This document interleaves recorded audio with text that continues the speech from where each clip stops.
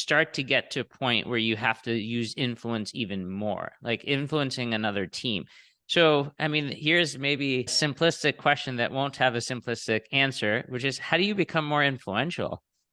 Oh, I learned this at a conference once and I love the framing. You have to find out what people's currency is. So you may value gold, but maybe gold is a worthless currency in my world. Maybe sand is my currency, right? So just, giving an example there, it's really important. People are motivated by different things. And if you spend the time and energy to like ask questions, I think you and I, I've shared like my first meeting template when I'm talking to someone for the first time, like, what do you care about? What do you feel my organization is doing well, or something that I really need to like help unblock here? How can I move your goals forward? If I ask that question, then I understand what their currency is. Some people value, for example, for me, my currency is belonging. That is my currency. Being, an immigrant woman, like that's something I value more than like other materialistic things. And that's how I've chosen my career choices and where I'm going to work. It's like belonging is my currency. But somebody else may not care about belonging at all. They may care about execution. They may care about speed. They may care about like shipping their roadmap for this next year. And if you align on like what that person's currency is, you can say, I know you care about this. And I have a recommendation, I have a suggestion, I have a request, or I have a solution. And would you say this applies? I mean, we're talking about influence as an executive cross-functionally, but this works for your own team as well, right? Oh, 100%, 100%. I think it's always like interesting. Like, people tell me whenever we calibrate an entire organization, I've been able to scale this entire time. So I think it's because of my deep love for the teams I lead. Like it's one of my core values to get to know what every person and care about them. But when we're calibrating, I'll almost be able to speak to every node in my organization and every person and every story. And people are like, how do you know that? And I was like, because I spent the time and the energy investing in relationships. So for example, always have an open door policy, always have an open Slack DM policy. I have office hours that anybody can come to weekly. I catch up with people, I chat with them. Then I understand what really motivates them. I get to know them. And the thing is, you have to do it consistently though. You just can't show up once in 3 years and be like, hey, I'm your executive, nice to meet you. You have to like routinely spend time at a predictable cadence with your people. So then they know what to expect from you. And then you'll eventually, like, some people don't share for years, but I keep at it. I tell them I'm relentless. I'll keep coming back till, I understand how I can best support you. But it's very helpful because once you know what unlocks a person to thrive, like you can really put support systems in place for them. So I'd love to get a little tactical here. So this is interesting. Open door policy, investing in relationships, having office hours.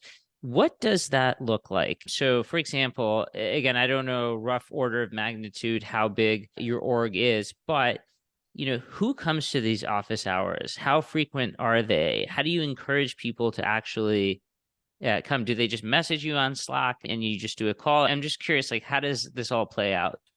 Yeah, I'm a platformer at heart, so I'll speak a little bit, may sound like a marketing exercise for Slack platform. But what I do is we actually have a workflow where people can sign up for office hours that goes to a calendar invite. I have 4 15-minute slots, 1 hour a week. And usually Fridays are like focus Fridays. We don't have meetings. And I'm like, I rather be talking to people who just want to drop in. And it's really easy to sign up. They can use like a slash command and they like go office hours Rukmini, and then it automatically signs them up for the next available slot.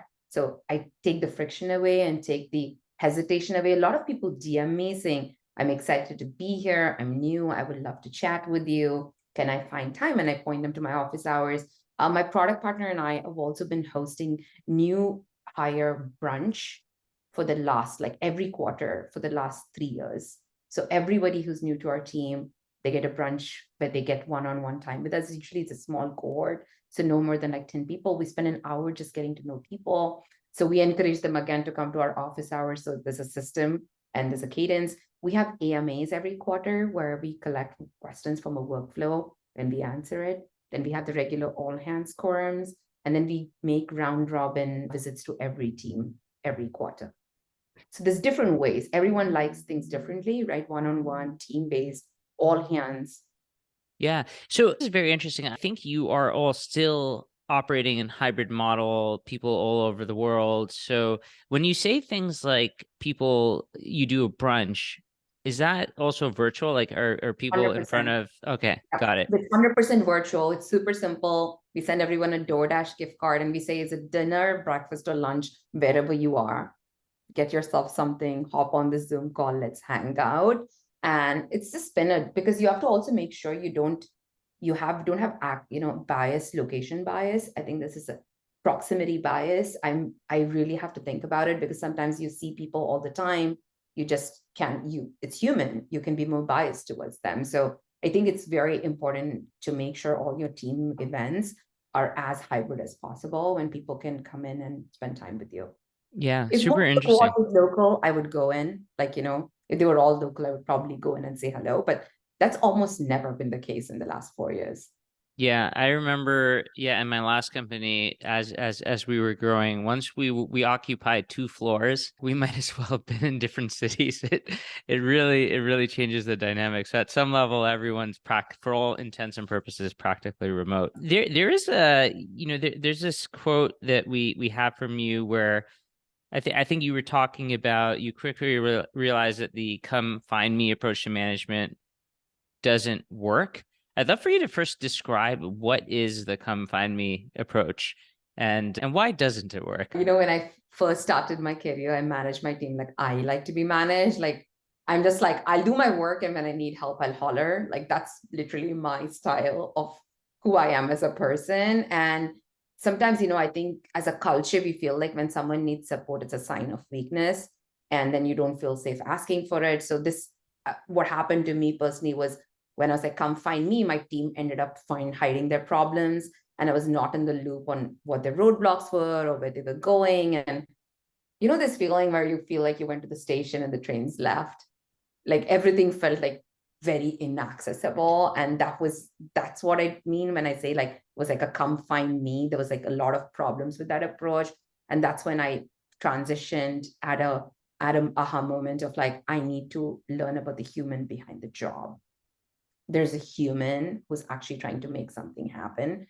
I like to believe that 99.99% of the people in the world are good, decent people trying to do their best, right? And I should have faith in them, understand their context, and ask to learn more. So then I started reaching back in. So I think you're familiar. I have like a one-on-one template, which is very practical and very tactical. I would encourage everyone to like steal it, make it your own. Tell me what works and doesn't work, because there's the first question I lead with. Before I used to say, how are you? I hope you're good. We do some social chatter. And then get to be like, how the project's going? Tell me about all your projects. Standard management thing. And now I start every meeting with, what's the most important thing for you to talk about today? It changes the entire conversation from being execution to, and maybe someone wants to discuss a personal crisis they're facing and needs support. Maybe someone's having a project issue, or maybe there's something in between or greater than the two, right? And that's okay. But making space with what's the most important thing you want to bring today it shifts the conversation to the person you're managing, and it's about them. Someone once told me about management that it's never about you. Get over it. And I really appreciate that. It's not about me, it's about the people I lead.